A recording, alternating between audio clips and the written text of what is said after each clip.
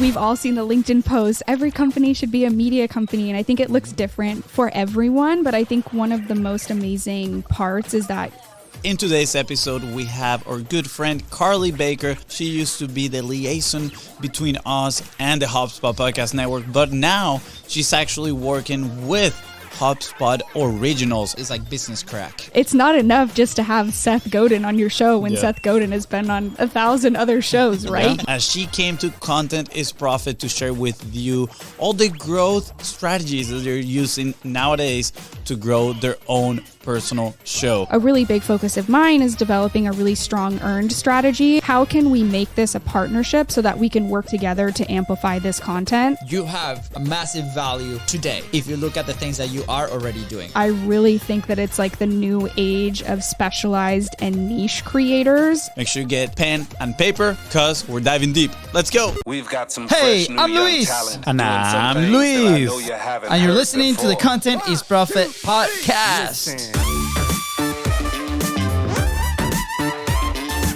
Guys, welcome back to Content is Profit. Today, I'm excited because, this person has been on the show before. Every time she comes, it's pure golden boulders everywhere. We have to wear our helmets, dropping everywhere.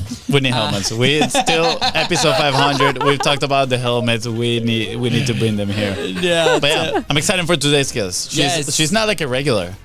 She has a, how do you call it when like a DJ goes to the same club every single time? Residency. She has residency in Content is Profit. Yep. Yeah, absolutely. Okay, well, with that said, let's formally start the show. Or that's it? That's it. That's the intro. Welcome, Carly. Let's go. There we go. That's how we do things here. We move things forward. That's right. So, Carly, right before we jump in here, first of all, Happy New Year, Merry Christmas, all the holidays to you, and your family, your loved ones. But right before we started recording, you were sharing an update on your career life with HubSpot. Why don't you share with everybody? We interrupted you. We're like, stop, don't say anything else. We want to share with the world. Yeah. Why don't you share on what you're working on? Real quick, for those that don't know Carly has been kind of like our main person with the network, with HubSpot Network, which has changed our lives and the podcast progress, and with their resources, their network, everything in between. And, we're like, Carly, you need to come and share what's happening on the other side, because every single person that is involved with the podcast and our podcast asks us questions like, how is it on that side? What are you guys doing? What are the trends? What's happening? So that's a quick background. But anyways, all right, Carly, big update on your side, right?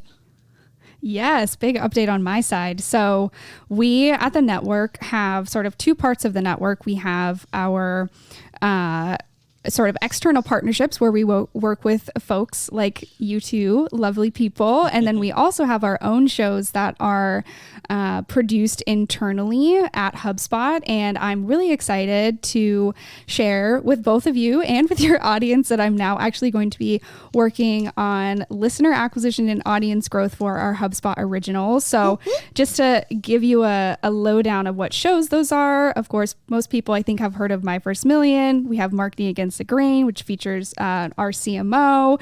We have The Science of Scaling, which is a new sales show that we have going. We have Another Bite, which is a hilarious Shark Tank rewatch show for any Shark Tank fans out there. Definitely recommend. And of course we have the Hustle Daily Show. So really excited to just go all in this year on, building an infrastructure, not only for our paid tactics, but of course for our owned and earned media strategies as well. So super excited. That's so cool. Well, congrats on that job. And for anybody listening, go check out those shows. It's like business crack. It's like, as soon as you start listening to those shows, you're going to be like, I want more. And then you implement and you're going to have a great success. And I think there's a huge lesson in here as well, which is, we've talked about this for a lot of time. A lot of time. Wow. I'm like, I haven't said many words today, so, I'm warming up on my English right now. But, Gary Vee actually mentioned this a long time. It's like every company is going to be in part two companies, the business that they're in and then a media company. And now you see it in HubSpot, right? A huge, billion-dollar company. Now they're developing their own original shows. And sure, they started by creating their network and bringing creators in together, but now they see the value on creating their own thing. And I think that's I mean, it's a message for the smaller companies as well. What are you doing to have the media side on your company? What are you doing to express your thought leadership within your business and connect with other people out there? Yeah, Carly, that's an idea that we've obviously like continued to share with everybody, right? And for maybe a smaller creator or a smaller business owner, it can be overwhelming to be like, what? I'm like barely making it here, trying to build like my company. Are you telling me that I need like a media side? Can I just like go hire an agency? So why don't you I mean, you're on the inside, right, in this amazing thing. And why should we be approaching as in 2024 as, hey, I need my internal media side. I need to control my message. Can you share a little bit more of that strategic side? Yeah, absolutely. I mean, I think we've all seen the LinkedIn posts. Every company should be a media company, and I think it looks different for everyone. But I think one of the most amazing parts is that of having sort of that media arm is that you're positioning the value of whether of your goods or services or whatever it may be in a unique way to the market that you wouldn't have a chance to sort of talk about or position in any other way. And so what I love is that while there's a definitely on the podcast side, a explosion of what we would think of or call like branded podcasts, but they're not just focusing on here's, I'm a lawn care company. Here's the services that we do. Instead, they're taking different angles of saying like, here's a history of lawn care. Here's a history of lawnmowers. Like, why is this a thing, right? So taking different angles of positioning themselves in market, but also being more of like leaning more, I think, into the educational space and kind of co-branding, even though it is a branded podcast, but kind of co-branding that content and tying the value of your business into it and using that as a way to gain customers.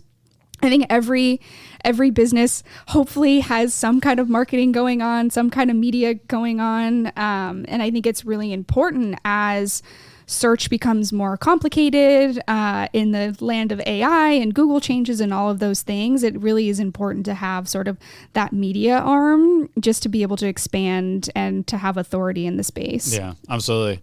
2 points. One, you kind of like read my notes, and we haven't shared. I'm gonna say we haven't shared these. Are you hacking Fonzie's Notion? I was literally gonna address today that one of the things that I see coming up here in this upcoming year is shows and series, not just posting, but higher entertainment value, which is kind of like what you were talking about, right? Like, what is that angle that we're gonna do? The other thing is we just had a client here at the studio that they were talking on how they're running this campaign for one of their clients, but it's difficult to get her to do a certain things, and also that a lot of that client's clients are coming through, food when she mainly wants to sell them kind of like health and wellness services.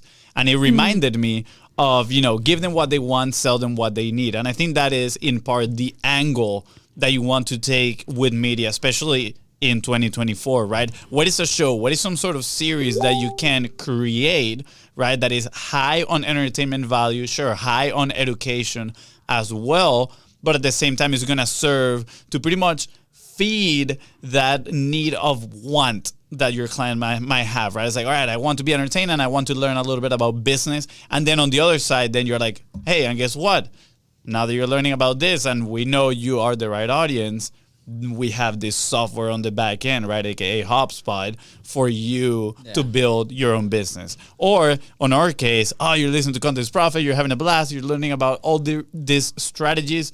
Well, guess what? If you are in need of a team to, produce this stuff for you, we're here for you. So I think that's definitely the way things are going to go in 2024. More shows, more series-based content. I've seen a trend, Carly, right? Like with, you see like micro content, for example, right? And then you have these creators that create mainly entertaining side of things. And then you see the company kind of partnering with them, be like, hey, you guys have creative freedom, either 10% creative freedom or 100% creative freedom, right? And there's something in between, and then they collaborate, right? And then it evolves into, hey, can we recruit, our, chief creator officer type of deal where we can, start that arm. I've seen that a lot with like short form, right? Because maybe they're tidbits, right? People like go into like specifically vertical content. But that trend is moving faster to long form, right? And maybe, right, it hasn't moved that fast before because maybe it was a little bit more of an investment when it comes to developing these properties, right? Like we had a conversation with somebody that's pitching a show to Amazon to go and film these like soccer environments with fans and different things. And one of the things that we're going to be helping them do is, can we create a sister or brother like podcast show that goes with that as part of like the value add to it? So if these companies now develop these arms, their media side, they can also explore partnership with somebody else by adding value with their media arm, right? Which is a lot of, Gary Vee is doing it, what you guys are doing with HubSpot. Yeah. So I think it's super interesting, that trend. And the trend within the content, you see a lot of like, what's the closest to what we know, which is like the education of like, or explaining the service, for example. But now it's evolving to like, how can we do entertainment with the value that we add? And I think that's a very interesting challenge for different companies, and it will look very different to every single person. Yeah, absolutely. And I think like the word of the year for creators or for the creator economy is definitely like edutainment, which is like the perfect mix of like educational content that's like very entertaining. It's not leaning so hard one way or so hard the other way. It's kind of you're hitting both of those sides, and that's kind of the content that we've seen last year and sort of starting into this year that's getting the most traction and is having the most growth. And I think that's really going to be the future. I think there are definitely some segments of the industry that are purely becoming the reality TV of podcasting, and those will always be on the entertainment side, and they serve a very specific purpose. And like personally, I of course like do listen to some of that content, but I'm not going to that content to learn. Like I'm going to giggle and like learn about whatever's going on in Real Housewives, right? And so there's a very specific place and audience for that. But I think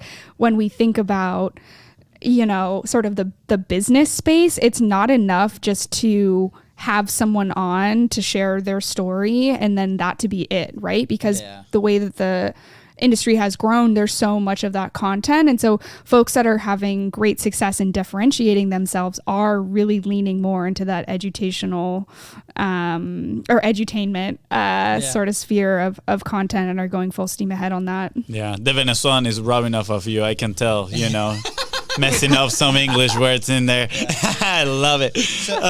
Carly, I'm curious. All right, you're in this new role, in this new kind of like arm that HubSpot has, and I think you mentioned being in the growth marketing part of it.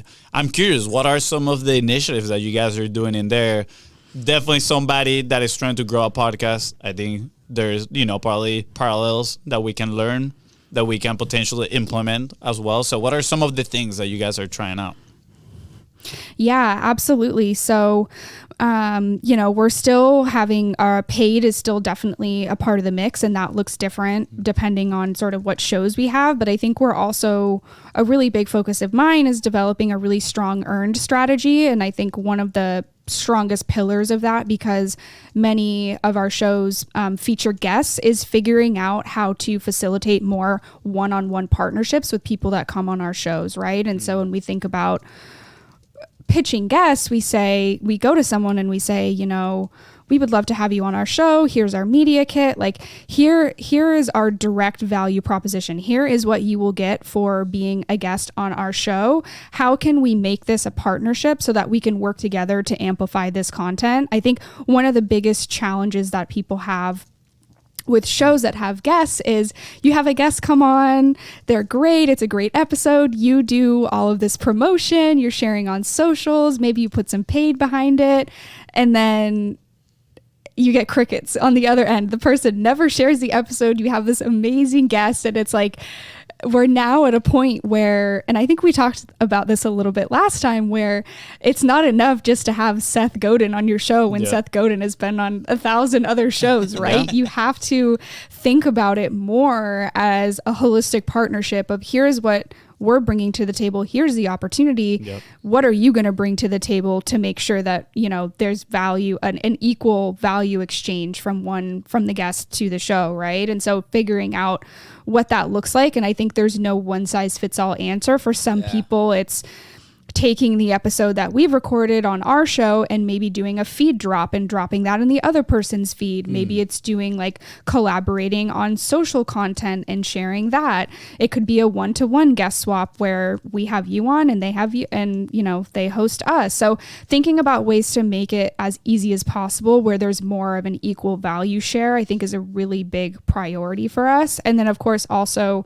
just diving deeper into leveraging, of course, HubSpot's channels. We have really massive reach, and you know, figuring out how to best capitalize on that for growth and really leaning into the audiences that we have on individual platforms and using that as an engine to grow the audiences that we have in our developing, you know, on the audio side. We're also HubSpot as a company is very bullish on YouTube, and we have a YouTube network, and we're now sort of following the suit of many others, you two included, of, you know, doing and developing a video strategy for our podcast. So that's definitely a really big priority for us too. But what's really exciting is that on this side, you know, I get to work with the editorial teams. I get to work with the production teams. It's like the way that we work together is a partner of ours said it's like passing the baton. And so it's a very collaborative process in terms of how we think about growth and how we capitalize on trends and use that. We just, on the Hustle Daily show, we're experimenting more on the YouTube side. And we just shared a story about Stanley Cups, which of course have like been more or less viral for the last year, but just had this massive part in the news about, you know, people fighting over Stanley Cups in Target for their Starbucks collab. So trying really hard to find a balance between how much do we want our content to be based on what's going on right now and how much do we want it to be evergreen and more long form, and figuring out like a good mix of keeping audiences interested in stories that we're telling of all kinds, right? And kind of being able to thread the needle and keep people engaged. Yeah. Wow. What an answer. There's a lot to break down in here. I absolutely love it. I think one that obviously for the people that are trying to grow a podcast, that might be the most interesting one, is definitely that one-on-one partnership. And I love how you express that, right? When you reach out, hey, here is our value proposition. How can we work together to amplify the effect of this? I think there's a mindset, and there's nothing wrong with this. I'm a believer of this, actually, that it's like give, right? Just, and especially, I think in marketing, in the direct response marketing world, that has been made very popular. It's like, just give everything for free, you know, publish here, publish there. And then eventually, like, you know, people are going to get interested and they're going to come in, whatever. So I think that mindset has dripped a little bit into the podcasting world in the terms of have a guest, you know, you're giving them by having them on your platform, by promoting and all that. So it's like, look, the fact that you already have them on your platform pretty much gives you permission to ask as well for their help. It's on their best interest to promote this podcast episode. So why don't you try to reach a partnership? I think that right there, that moment of people transitioning from like, I'm just going to have this guest to, I'm going to have a partner that I'm going to record an episode with. I think that transition is a little bit tough for people. I'm not sure if it's, you know, fear of rejection or what, but you coming in with a proposal of like, hey, look, we're going to record this episode and then we're going to produce a high quality trailer for the show that is going to highlight you. You know, it's going to have X amount of hooks to get people interested. All we're asking for is for you to post it in social media. You know, if, you know, can we run ads on your profile as well? We'll fund the ads. You don't have to pay anything, but can we run them from your account? I think that's a very important conversation, very low risk and very low cost, effective, you know, marketing growth campaign that people can start doing literally on their next interview. I think it's hard too. It requires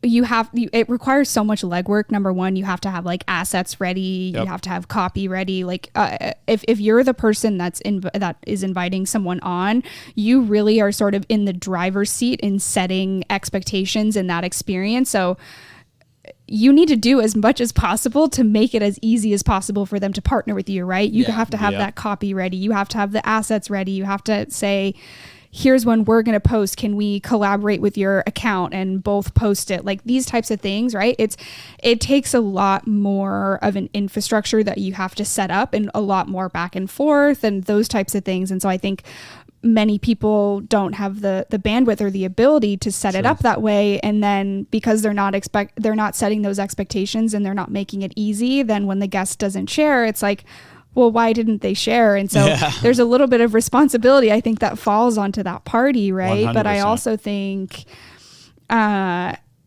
setting expectations is really important. And I think a lot of people are afraid of being hard on boundaries of, if you come on the show, like we have an expectation that you will partner with us to do one of these list items, right? And they're worried that people will say no because of that. And sure, some people will say no, but based on people that I know that do this, either in the network or other folks that I know, like there's actually a very small percentage of people that say no. And when you think about it, it's like, would I even want to have that person on if they don't even want to share this amazing interview that I'm doing with them on their behalf, right? Yeah. And if they don't want to share, it's like, is that even a valuable person or someone that you would want to have on and do that? So I think that's a part of it too. This is amazing.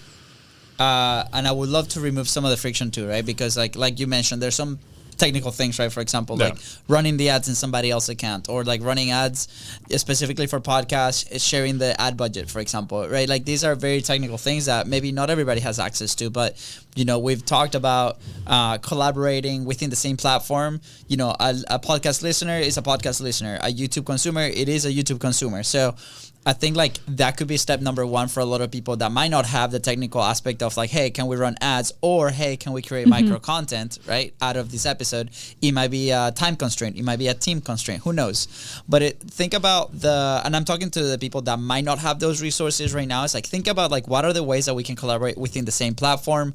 Or if you have access to like a social media account with us, Instagram or TikTok. I remember there was a stage in our show that we decided to do, we call them content bites, and it was like a mini interview inside of Instagram Live. And we would just go and collaborate inside of Instagram. Their audience was exposed to it. Our audience was exposed to them.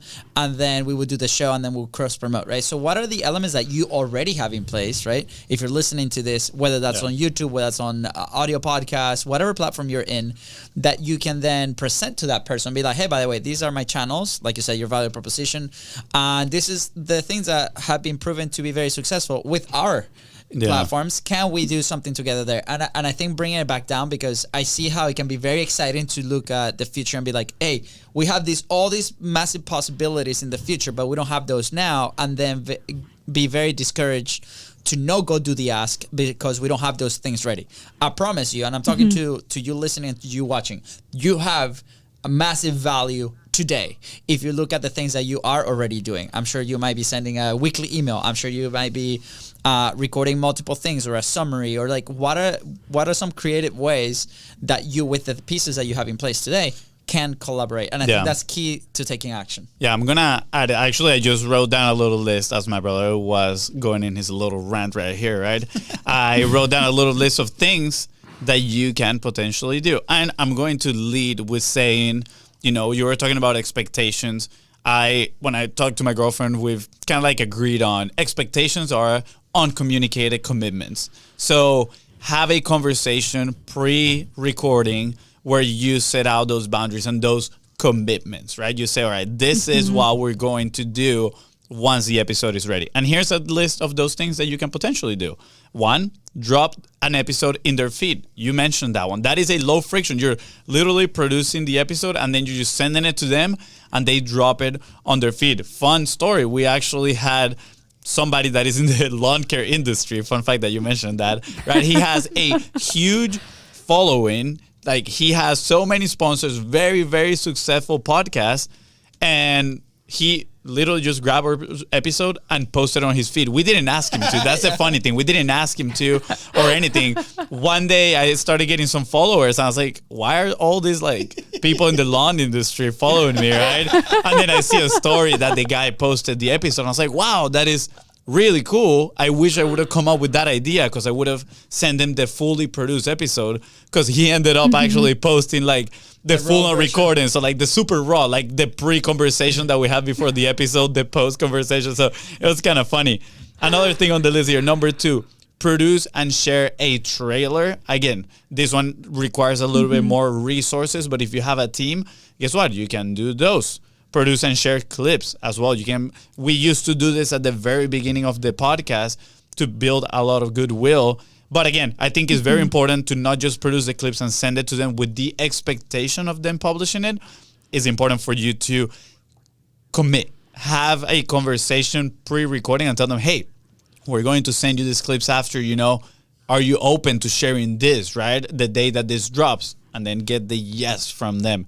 Number 3, if you have writers on your team, if they prefer writing content like a LinkedIn post, for example, you can tell them, hey, we'll write a promo post that then we can share it and you just, kind of like change the hook in there. That takes a little bit of resources as well. My brother just mentioned email campaign mentions. If they already have a newsletter, takes nothing for them to just say, by the way, I just recorded an episode in Content is Profit. Go check it out. Here's the link. Takes very minimal effort. Also, they could do a call out on their next episode on their podcast, right? They can just say, hey guys, welcome to X, Y, and Z.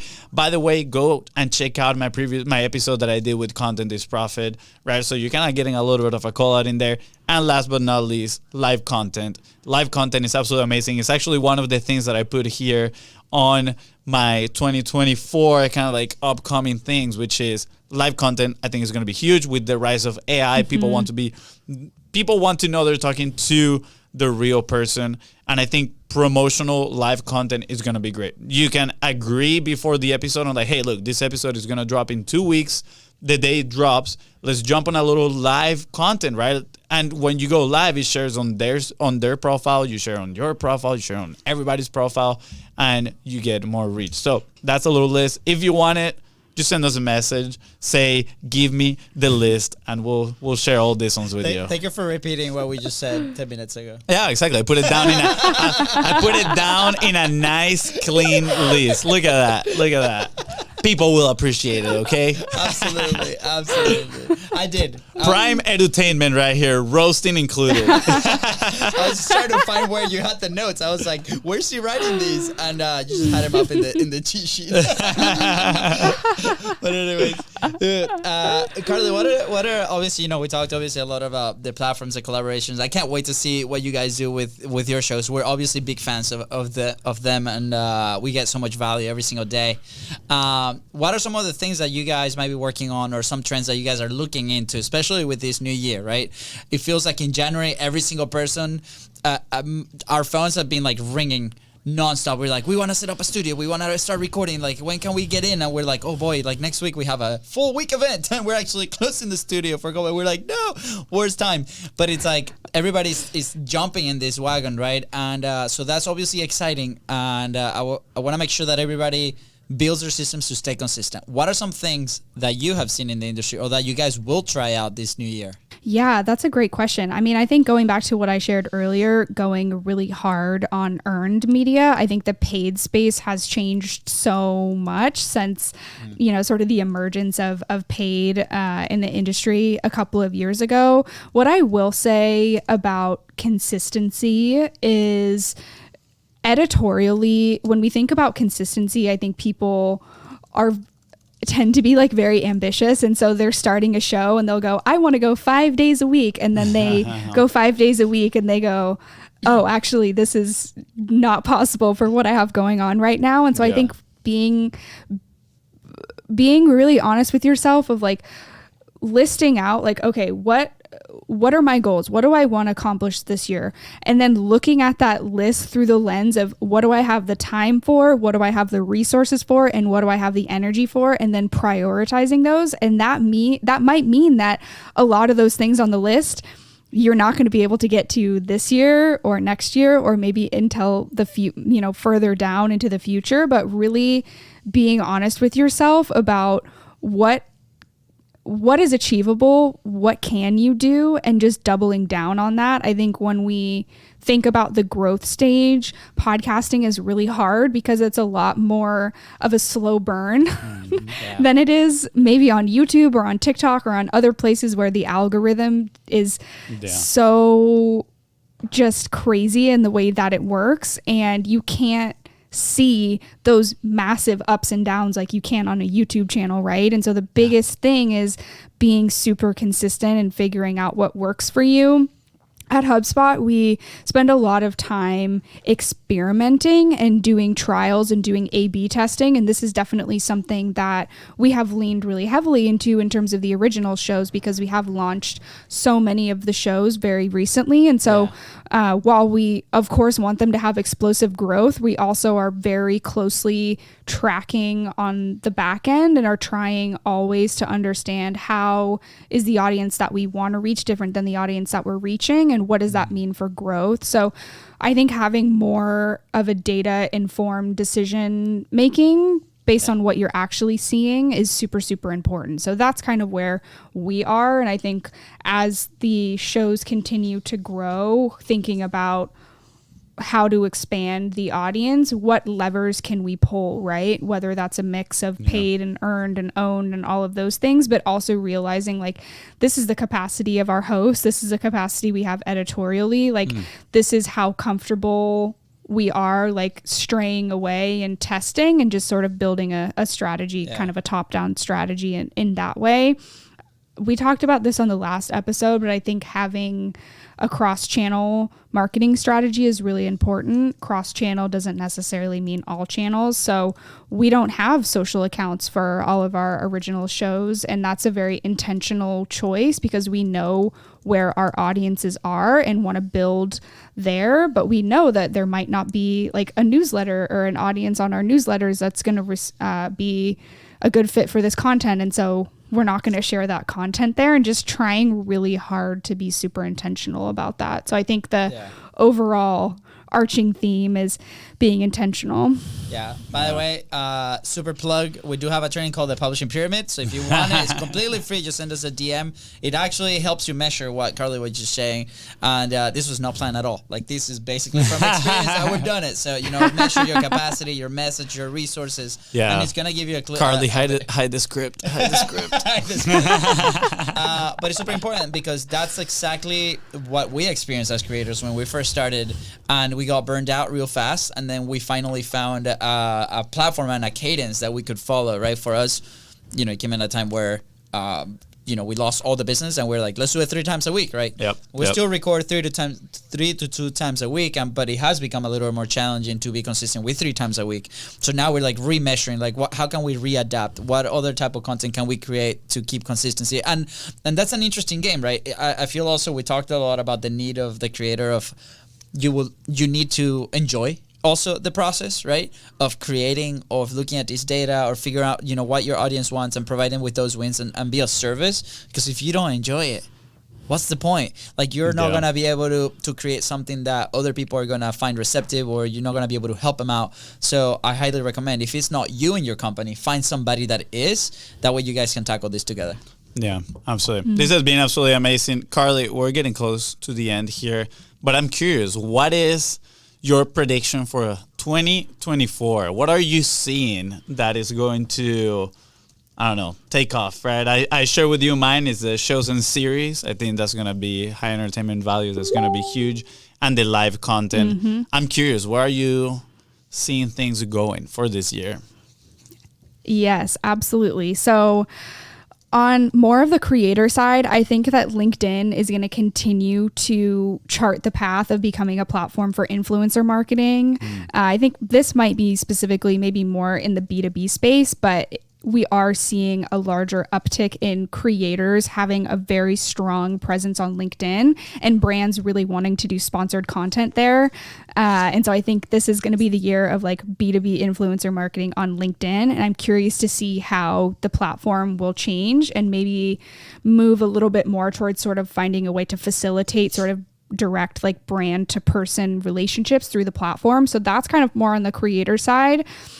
And on the podcasting side, I really think that it's like the new age of specialized and niche creators. That's kind of been happening for a little while, but we're seeing such an explosive growth in the size of overall podcast listeners. And because there's so many people out there in the sea of listeners, you can still become extremely successful because those niches just have so many people and there's so much potential. I want to give a shout out to Jay Klaus, who is an amazing niche creator who has had so much success in the growth of his show and of his YouTube channel by having a clear value to his audience and speaking directly to a target, and maybe that could be seen, I think just the age of more of the generalist is over. And I think we're seeing that also more on like the influencer side, with brands like wanting to work with, niche creators for UGC or for brand partnerships because the engagement is so much more. And so I think the age of thinking of creators only as the biggest people at the top of the pyramid is really over. And now I think there's going to be a lot more focus on people more in the niche space and more micro creators in the future. I love it. Yeah, I'm writing here. Thinking as creators of the top of the pyramid is over. That is right, guys. We are coming for you. I love it. I love those two predictions. The LinkedIn B2B influencer marketing, and in podcasting specialized and niche down podcast, which actually goes hand in hand with what we talked with Jeremy Enns before the end of the year, right? We went over his whole research, and he was talking how actually the best performing, the podcasts that see the most growth are those that are being very special, the ones that have an angle. And it actually made us consider and start talking about, all right, how do we maybe focus a little bit content is profit content? Because we've done a lot of interviews and we do dive a little bit on the story, right? It's has a little bit of everything to satisfy everybody, right? But we want to be probably a little bit more niche down with content is profit. Yeah. I think with the name, we can really tackle kind of what we talk about today, right? What are those growth strategies that are actually going to drive profit into your business or growth for, the media effort that you're putting out there? So that I love those. And you did mention UGC a few times, and every single time that you mentioned it, this thought popped in my head. So I'm going to share it for anybody who wants it. I was like, I've never seen UGC generated content for podcasters. Like, I haven't seen a podcaster actually being promoted, in somebody else's Instagram as a day in the life of, right? For example, let's say it's a software engineer that has some sort of micro following, and you tell him, hey, look, why don't we do some UGC kind of like ad for my podcast? And then he can create a video saying a day in the life of a software engineer. I wake up at 6 a.m, play my podcast, content is profit. You got to stay on top of how to grow your social media. And then he just goes, right? And it looks super organic. I was like, I wonder if that could actually work. So, I'm putting the thought out there for anybody that wants to execute it. Not sure if we will. But if you do execute on this idea, let us know. I would love to hear about the results. Let me be clear. We're not executing not because it's not a good idea, because it is a great idea. That's right. That's right. It's more on the capacity, because we went through our publishing pyramid training. And we're very clear on our capacity right now. It's on the list of things that we want to try. You gotta learn how to say no. You gotta learn how to say no. So I'm putting it out in the universe. Well, maybe what I'll propose to you is next time I come on for my residency, I can film a little day in the life or behind the scenes of being a guest on Content is Profit. We can push that out there, and then we can see what we're working with here. Heck yeah, I love it. It's gonna be a great footage of your cell phone receiving text from maybe like, Carly, I'm 5 minutes late. Carly, I'm 10 minutes behind. Carly, I'm stuck in traffic. That's awesome. Yeah, we should totally do that. I think that'll be absolutely amazing. You see, another thing to add to the list of partnerships: record a day in the life of the day that you are going to be a guest on the podcast. Nice. The jitters. It's a great incentive. Great way to get people excited about being a guest when they see the butterflies what the behind in the the scenes stomach. looks like. Yeah, exactly. The preparation. Yeah, right. How do I film my anxiety? Yeah. the day of some people be like, oh crap, I forgot that I have this podcast. Let me log on. That'd be awesome. Can't wait to see and hear some results about this. But Carly, thank you so much. This has been absolutely amazing. Anything else you want to add before we head out? I don't think so. You crushed it as That's always. it. Crushed it. We're gonna miss you at Podfest next week. Probably when this episode comes I out, know. the event already passed. But yeah, thank you, Carly, again for coming in and dropping some golden boulders. We'll see you on your next Yeah. residency event. I don't even know if it's Sounds called like that. good. I'm just making that up. Guys, with that said, thank you so much for tuning to the Content Profit Podcast. Go ahead and follow the show in your favorite podcasting platform and on social media at Business Co. That is Ranip Carly here. Help you move one step closer towards your goal. Please don't forget to share this episode and leave a 5-star review. And if you want, just make some UGC generated content for us. You know what I mean. All right, see you. Bye, guys.